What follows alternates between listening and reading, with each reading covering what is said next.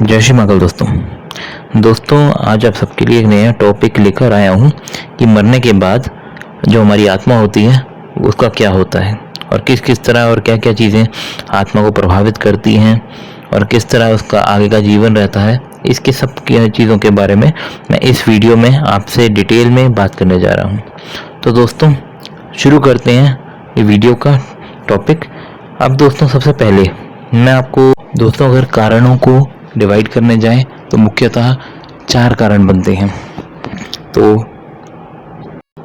जो सबसे पहली चीज़ निर्भर करती है वो ये है कि उस इंसान की इंसान जो मरा है उसकी मृत्यु का कारण क्या है।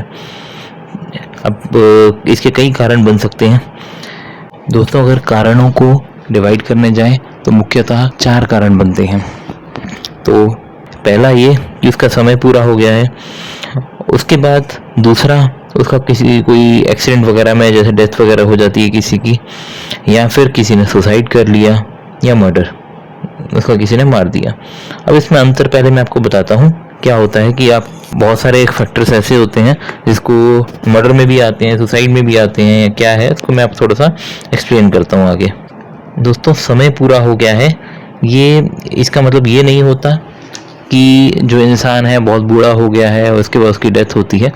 इंसान के जीवन में ऐसे कई समय आते हैं जिसमें उसके कर्म कुछ पिछले जन्मों के या किसी कर्मों के कारण ऐसा हो जाता है कि उसके मृत्यु का समय मतलब बीच में कभी भी आ सकता है। तो वो जो समय है उसको उस समय पर अगर उसकी डेथ होती है तो उसको जो है समय पूरा होने के हिसाब से माना जाता है। उसके बाद दोस्तों दूसरा जो मैंने फैक्टर जैसे बताया था, तो एक्सीडेंट बताया था, जिसका अर्थ ये होता है कि दोस्तों अगर किसी इंसान की किसी हादसे में मृत्यु हो जाए, किसी रोड एक्सीडेंट में, मतलब किसी ने ना मारा ना उसने अपनी मर्जी से सुसाइड की, मगर किसी हादसे में कुछ अपने आप ही हो गया, या फिर मान के चलिए वो इंसान किसी ऐसे इंसान के साथ ट्रैवल कर रहा था जिसका समय आ चुका है, एक इंसान की मृत्यु हुई और साथ के साथ उसके साथ दूसरे इंसान की भी मृत्यु हो गई, तो इस तरह की जो मृत्यु होती है उसको एक्सीडेंट में माना जाएगा। तीसरा दोस्तों जो फैक्टर होता है वो होता है सुसाइड, मतलब कि अपनी इच्छा से किसी ने अपने प्राण दे दिए। और जो चौथा फैक्टर होता है वो होता है मर्डर, मतलब कि किसी ने उसको ज़बरदस्ती जो है मार दिया। ये 4 फैक्टर जो है किसी की भी ऊपर निर्भर करेंगे कि इंसान की मृत्यु के बाद उसका क्या होगा। उसके बाद दोस्तों आगे बात करते हैं जैसे कि उस इंसान के जब वो जीवित था उसके कर्म कैसे रहे। ये भी बहुत बड़ा फैक्टर होता है, क्योंकि जिस तरह के उसके कर्म रहते हैं उतनी ही शक्तिशाली आत्मा जो है उसकी बन पाती है। मान के चलिए अगर किसी इंसान ने बिल्कुल भी जाप वगैरह या तब कुछ भी नहीं किया तो उसकी जो आत्मा होगी वो बहुत कमज़ोर होगी। हो सकता है किसी छोटे सी श्रेणी का पिशाच बन जाए, या फिर किसी ने अगर बहुत ज़्यादा तप किया हो, अपने जीवन में जाप किया हो, ध्यान करता रहा हो, तो उसकी आत्मा बहुत बड़े किसी ब्रह्म पिशाच बन जाए, या बेताल बन जाए, या देव योनि में चले जाए। मतलब उसके कर्म पर निर्भर करता है, मगर जो भी चीज़ है उसकी आत्मा कितनी शक्तिशाली होगी, क्या होगा, वो उसके सबसे पहले तो कर्म पर निर्भर करता है। तो जो मैंने आपको ये फैक्टर्स बताए ये जो है ये सबसे इम्पोर्टेंट होते हैं, क्योंकि इन पर ही निर्भर करता है कि इंसान का उसकी मृत्यु के बाद क्या होगा। अब दोस्तों मैं आपको आगे बताता हूँ कि भाई किस चीज़ों पर मतलब क्या होता है उस इंसान की आत्मा का। तो दोस्तों जब भी कोई इंसान मरता है उसकी आत्मा के सबसे पहले 3 हिस्से हो जाते हैं। तो 3 हिस्से में से सबसे पहला हिस्सा जो होता है वो पितरों का होता है, दूसरा जो होता है उसको यमदूत वगैरह जो भी होते हैं आते हैं लेने, वो उस हिस्से को लेकर अपने साथ चले जाते हैं। तीसरा हिस्सा जो होता है वो अपने कर्म के हिसाब से, जैसे मैंने आपको ये पीछे बता के हटाऊँ कि इंसान ने कितना ज़्यादा ध्यान जप किया हो उस पर निर्भर करता है। तो तीसरा हिस्सा जो होता है वो होता है मेन हिस्सा, जो उसकी आत्मा जो होती है वो तीसरे हिस्से में, मतलब वो जो भी शक्ति उसने जप की या तप की इकट्ठी की हो उस हिसाब से वो तीसरी जो आत्मा होती है वो बनती है। अब जो भी इंसान मरेगा तो सबसे पहले दोस्तों जब यमदूत वगैरह कोई भी लेने आता है तो वो क्या करते हैं, शरीर में से जो दूसरा और तीसरा जो पितरों का हिस्सा है उसको छोड़ के बाकी 2 हिस्से होते हैं वो शरीर से बाहर निकाल लेते हैं। उसके बाद जैसे ही वो शरीर से जो आत्मा होती है बाहर निकलती है वो 2 टुकड़ों में बट जाती है। 2 टुकड़ों में बंटने के बाद एक हिस्से को यमदूत, जैसे मैंने आपको पहले भी बताया, अपने साथ लेकर चले जाते हैं। और जो तीसरा हिस्सा होता है, जो 2 हिस्सों में पहला और दूसरा जो हिस्सा होगा उसको जो है जो श्रेणी जो है किसी न किसी चीज़ की, मतलब बेताल की, अगर उसके बहुत अच्छे कर्म हो किसी देव जो योनि है उसमें चला जाएगा। अगर उसने कुछ बेकार कर्म किए होंगे तो बेताल, पिशाच या कुछ ना कुछ साथ के साथ ही वो उस टाइम पे उसको वो योनि वगैरह जो है दे दी जाती है। उसके बाद दोस्तों आत्मा की अलग ही यात्रा शुरू हो जाती है। अब सबसे पहले बात करते हैं, जो मैंने आपको जैसे 3 हिस्से बताए थे, उसमें से पितरों का क्या होता है, पितरों का हिस्सा कब मिलता है। सबसे पहले मैं आपको वो बताता हूँ कि उसकी यात्रा कैसे चलती है अब आगे। तो दोस्तों जब इंसान मरता है, आपने भी देखा होगा, शरीर अगले 24 घंटे तक जो उसके आप अगर ध्यान से देखेंगे तो उसकी हार्ट बीट बहुत धीरे धीरे चल रही होती है। ये जो हार्ट बीट चलती है दोस्तों, ये उसी पितरों के हिस्से के कारण चलती है। तो जब भी इंसान मरता है, वो पितरों का जो हिस्सा होता है वो उसी वक्त बाहर नहीं निकलता, कुछ समय तक वो शरीर में ही रहता है। मगर जब उस हिस्से को जलाने लेके जाया जाता है और उसके ऊपर कुछ विधियां वगैरह की जाती हैं, पिंडदान वगैरह किया जाता है, तब वो हिस्सा जो है अपने पितरों में चले जाता है, या फिर 24 घंटे बाद अपने आप ही वो जो हिस्सा होता है वो जाके पितरों में लय हो जाता है। तो यहाँ पितरों में जाने के बाद उस जो हिस्सा है उसकी पितरों के साथ जो है यात्रा आरंभ हो जाती है। अब आपके रह गए बाकी 2 हिस्से। अब मैं उनके बारे में बात करता हूँ कि उनका क्या होता है। तो अब जो एक हिस्सा जो यमदूत लेके गए होते हैं उसके बारे में बात करता हूँ। तो दोस्तों जो हिस्सा यमदूत लेकर जाते हैं, सबसे पहले उसको ऊपर जाके उसके कर्म याद दिलाए जाते हैं कि तूने अपनी ज़िंदगी में क्या कुछ किया। अब कुछ लोग पूछेंगे कि भाई इसी हिस्से को क्यों लेकर गए। तो दोस्तों इसका कारण होता है, ये जो आपको दूसरा हिस्सा मैं बता रहा हूँ, ये एक तरह से आपका मन होता है जो आपको भटकाता है, जो आपको कराता है बहुत कुछ। तो ये मन का हिस्सा होता है, इसलिए इसको जो है ये यमदूत वगैरह होते हैं, ये अपने साथ ले जाते हैं ताकि इस जो हिस्से ने जो इंसान से गलत कराया है, जो भटकाया, उसके लिए यही हिस्सा रिस्पॉन्सिबल होता है। और उसको क्या किया जाता है, ले जाया जाता है, ले जाके उस हिस्से को सबसे पहले उसको कर्मों के हिसाब से उसको पूरा याद दिलाया जाता है।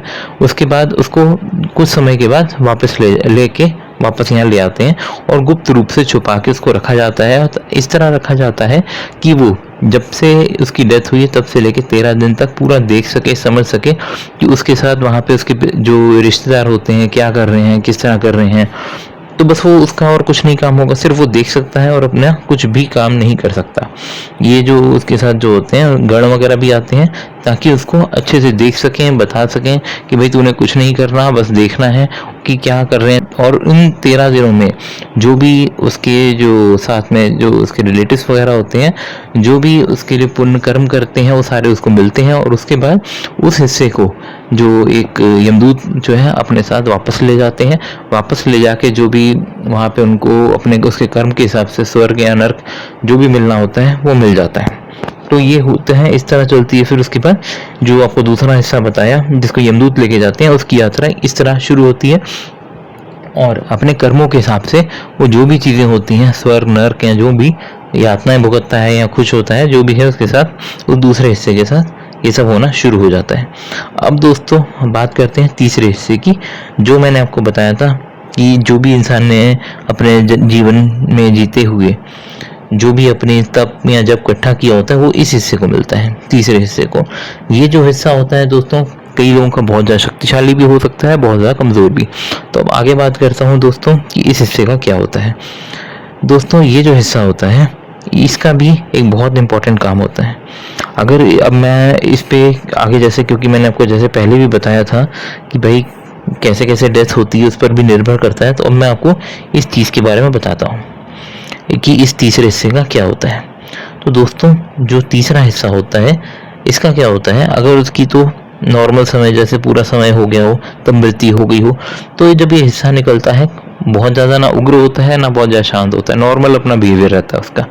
तो वो उस नॉर्मल बिहेवियर में रह के 13 दिन वहीं अपने घर पे जो है रहेगा। वहाँ घर पे रहकर वो अपने सबको देखेगा कि क्या कर रहे हैं क्या नहीं कर रहे।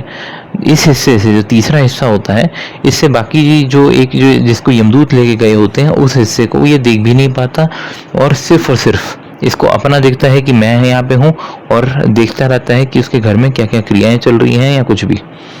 उसके बाद दोस्तों ये जो हिस्सा रहेगा तीसरा वाला, इसमें इसकी डेथ अगर अब एक्सीडेंट वगैरह से हुई हो तो ज़्यादातर देखा जाता है 13 दिन के लिए ये हिस्सा जो है घर तो आता है अपने, मगर क्योंकि हमेशा जैसे जो भी आत्मा होती है उसकी अपनी अटैचमेंट शरीर से बहुत ज़्यादा होती है हमेशा। या तो मुक्त हो गई हो उस शरीर से पूरी तरह, शरीर से मुक्त का मतलब इसको मोक्ष मिल गया हो, या अगर नहीं मिलता जाता है जैसे आजकल देखा ही जाता है मोक्ष बहुत ही गिने चुने लोगों को मिलता है, तो ये जो तीसरा हिस्सा होता है ये भी शरीर के साथ साथ अगर उसकी डेथ एक्सीडेंट से हुई हो तो घर आता है। जैसे मैंने आपको बताया 13 दिन घर में रुकता है, उसके बाद फिर उसकी अलग यात्रा शुरू हो जाती है। अगर एक्सीडेंट से हुई हो उसकी डेथ तो ज़्यादातर ऐसे हिस्सों को देखा जाता है कि जहाँ पर उनकी मृत्यु हुई हो उसी के आसपास वो भटकते पाए जाते हैं, या फिर आप ये कह लीजिए कि उसी के आसपास, उसी के गम में कि हाँ मेरी यहाँ मृत्यु हुई थी, उसी हिस्से के आसपास घूमते रहते हैं हमेशा वहाँ पे। फिर दोस्तों कई लोगों की जैसे सुसाइड की हो कई लोगों ने, तो जब ऐसे लोग सुसाइड वाले होते हैं, एक्सीडेंट वाले होते हैं, इनका देखा जाता है जब ये आत्मा बाहर निकलती है तो काफ़ी परेशान या गुस्से में इस तरह होती है। तो होता तो इसके साथ भी वही है कि जिसने भी सुसाइड की हो सबसे पहले उसके शरीर के साथ अटैचमेंट होती है, वो भी सेम ही प्रोसीजर रहता है, घर आता है। मगर जो दूसरा जैसे मैंने आपको बताया था पॉइंट कि हाँ एक्सीडेंट से अगर किसी की डेथ हुई हो तो वो अपनी एक्सीडेंट वाली जगह जाता है, मगर जिसने सुसाइड की हो वो क्या करेगी आत्मा, वो अपनी जहाँ पे सुसाइड की हो तो वहीं पर आके वो जो है अपना आसपास उसी एरिया में, उसी हिस्से में ज़्यादातर पाई जाती है। मैं ये नहीं कह रहा कि वो आत्मा मुक्त नहीं हो सकती उस हिस्से से, मगर ज़्यादातर यही देखा जाता है कि वो आत्मा उसी हिस्से में पाई जाती है। फिर कुछ का देखा जाता है जैसे मर्डर हो गया हो तो उसका भी सेम होता है, वो आत्मा निकलती है, बहुत परेशान होती है कि अचानक कैसे हो गया सब कुछ, और उसके बाद वो भी कई बार परेशान होती है, कई बार गुस्से में होती है और कई बार रो रही होती है। तो और जो मतलब लास्ट मोमेंट पे उसका जो चल रहा होता है वैसे ही सेम उसका आगे का जो आत्मा जब निकलती है तब भी ज़्यादातर देखा जाता है वो उसी तरह बिहेव कर रही होती है। उसके बाद दोस्तों वो जो आत्मा निकलती है, निकल के वो भी जो है क्योंकि उन चीज़ों से मुक्त नहीं हो पा रही होती, मर्डर से, एक्सीडेंट से, इन सब जो यातनाएं उसने झेली होती है जीवन जीते जी, मुक्त नहीं हो पा रही होती हैं, इसलिए वो उसी अपने जो ट्रॉमा होता है, अपने जो परेशानी होती है उसी के साथ भी मरने के बाद भी जीती रहती है जब तक कि वो उस चीज़ से मुक्त ना हो जाए। उसके बाद दोस्तों जो ये जब कभी अगर मतलब किसी ने उस आत्मा को उस ट्रॉमा से, उस परेशानी से मुक्त कर दिया, तो मुक्त करने के बाद देखा जाता है कि वो आत्मा जो होती है अपने, ये नहीं मैं कहूँगा वो पूरी ही मुक्त हो जाती है और उसका अगला जन्म हो जाता है, मगर वो जो परेशानी वाला एरिया होता है, जैसे जहाँ पे जिसका मर्डर हुआ हो उस एरिया को छोड़कर चले जाती है। वो समझ जाती है कि हाँ ये जो होना था हो गया, एक्सेप्ट करती है और उस चीज़ से आगे बढ़ना शुरू कर देती है। अब दोस्तों इसमें और भी बहुत सारे फैक्टर्स होते हैं, निर्भर करते हैं। अब जैसे मान के चलिए किसी का समय पूरा हो गया हो, अब जब भी किसी का जन्म भी होना होता है तब भी उसको इसी तरह तीनों हिस्सों की ज़रूरत पड़ती है। तो अगर उसके कर्म उस हिसाब से हों कि कोई हिस्सा उसका पहले ही रेडी हो कि हाँ, जैसे मान के चलिए उसकी ऐसी संभावना बन जाए कि किसी ने अपने कर्म, एक हिस्से ने किसी के कर्म भी भुगत लिए, क्योंकि ऐसा नहीं होता कि एक ही आदमी ने मतलब पहले पूरी वो सारा टाइम वो यहाँ भटकता रहेगा। बहुत सारी, हर इंसान के बहुत सारे हिस्से हो चुके होते हैं आत्मा के, क्योंकि कई जीवन हम लोग जी चुके होते हैं। ये इतना सिंपल प्रोसेस नहीं होता कि एक आत्मा मरी उसी ने फिर जन्म लिया, ऐसा नहीं होता। बहुत, हर आत्मा के अलग अलग हिस्से हो चुके होते हैं बहुत सारे, और अलग अलग जगह कोई कहीं अपनी जीवन जो है व्यतीत कर रहे होते हैं। अब ऐसी कई बार संभावनाएं बन जाती हैं कि अगर मान के चलिए किसी का समय पूरा हो गया, समय पूरा होने के साथ साथ दूसरी जगह भी जो उसका हिस्सा था उसने स्वर्ग नरक भुगतना था वो भी भुगत लिया। उसके बाद तो फिर उस समय में क्या होता है, उसका जो है फिर से पुनर्जन्म हो जाता है। इस तरह की दोस्तों जो है चीज़ें, बहुत सारी चीज़ें होती हैं, निर्भर करती हैं कि क्या इंसान का कर्म रहे हैं, किस तरह उसका मतलब कि कौन सा हिस्सा उसका कहाँ पर है, उस हिसाब से उसका फिर से जन्म हो जाता है। फिर से पितरों का कोई अंश आके इंसान के जो उसको शरीर को मिलता है, उसके बाद उस मतलब घर में उसका फिर से कि या किसी और घर में जिसका अंश उसको मिला हो उसका फिर से उस घर में जन्म होता है और फिर से उसकी यही यात्रा जो है आरंभ हो जाती है। ये था दोस्तों पूरा वीडियो। आपको अच्छा लगा हो तो लाइक कीजिए, चैनल को सब्सक्राइब कीजिए और बेल आइकन दबाना ना भूलिए ताकि आपको रेगुलर अपडेट्स मिलते